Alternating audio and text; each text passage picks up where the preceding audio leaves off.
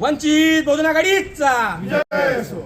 धुळे शहरात उच्च शिक्षणासाठी येणाऱ्या आदिवासी, अनुसूचित जाती, अनुसूचित जमाती, ओबीसी, व्हीजेएनटी, डीएनटी आणि अल्पसंख्याक विद्यार्थ्यांच्या वसतिगृह व शिष्यवृत्तीच्या प्रश्नांवर आज 21 ऑगस्ट 2026 रोजी वंचित बहुजन आघाडी प्रणित सम्यक विद्यार्थी आंदोलनाच्या वतीने धुळे जिल्हाधिकाऱ्यांना निवेदन देण्यात आले। निवेदनात धुळे शहरात दरवर्षी हजारो विद्यार्थी शिक्षणासाठी येत असताना केवळ सुमारे 1200 विद्यार्थ्यांचीच वसतिगृह व्यवस्था उपलब्ध असल्याचे सांगत, सर्व प्रवर्गातील विद्यार्थ्यांसाठी किमान 10,000 विद्यार्थ्यांची क्षमता असलेली वसतिगृह व्यवस्था उभारण्याची मागणी करण्यात आली। तसेच स्वाधार, आधार आणि दीनदयाळ योजनेंतर्गत मिळणाऱ्या शिष्यवृत्ती व निर्वाह भत्त्याचा निधी वेळेवर मिळत नसल्याने विद्यार्थ्यांना कर्ज काढावे लागत असल्याचे नमूद करत, शिष्यवृत्तीला विलंब झाल्यास शासनाने विद्यार्थ्यांना व्याजासह भरपाई द्यावी, अशी मागणीही करण्यात आली।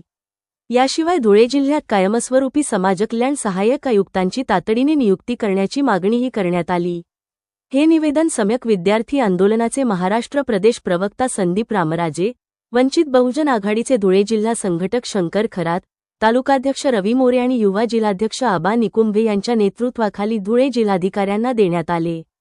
शासनाने विद्यार्थ्यांच्या मागण्यांवर तातडीने निर्णय घ्यावा, अन्यथा तीव्र आंदोलन छेडण्याचा इशाराही यावेळी देण्यात आला।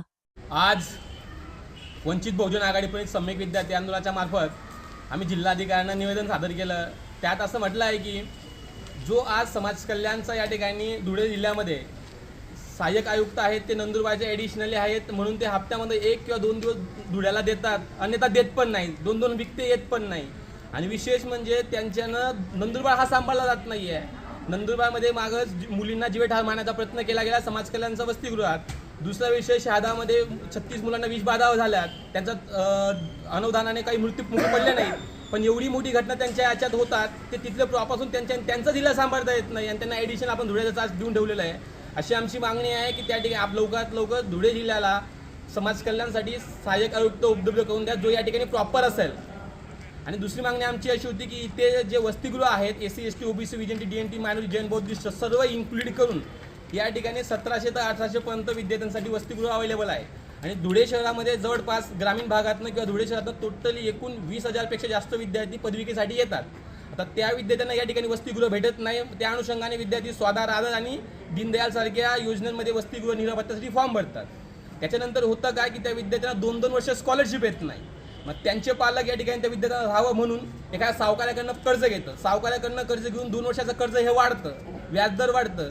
मग आमची सरकारला सरळ मागणी एक तर या ठिकाणी धुळ्यामध्ये 10,000 विद्यार्थी मावतील अशा प्रकारे वसतिगृह तयार करा, नाहीतर ज्या विद्यार्थी हे स्वाधार, आधार किंवा दीनदयालमधनं स्कॉलरशिप घेतात त्या विद्यार्थ्यांना तुम्ही जरी 1 वर्ष 2 वर्ष उशिरा देत असणार तर व्याजासकट 3% याच्याने त्यांच्या अकाउंटला पैसे हस्तांतरित करा, अशा आमच्या प्रमुख मागण्या आहेत। या मागण्यांसह आज आम्ही आमचे जिल्ह्यातले वंचित बहुजन आघाडी जिल्हा संघटक शंकर अण्णा खरात, सम्यकचे जिल्हा अध्यक्ष रोहित बागुल, तसेच नंदुरबार जिल्ह्याचे युवा जिल्हा अध्यक्ष आबासाहेब निकुंभे, जिल्ह्याचे शहादा तालुका अध्यक्ष आमचे बंधू रवींद्रजी मोरे, मेहबूब, हे सर्व मिळून आज आम्ही या ठिकाणी निवेदन दिलेले आहे आणि सांगितलं आहे की आम्हाला लवकरात लवकर सहाय्यक आयुक्त द्या आणि विद्यार्थ्यांच्या मागण्या पूर्ण करा। वंचित बहुजन आघाडीचा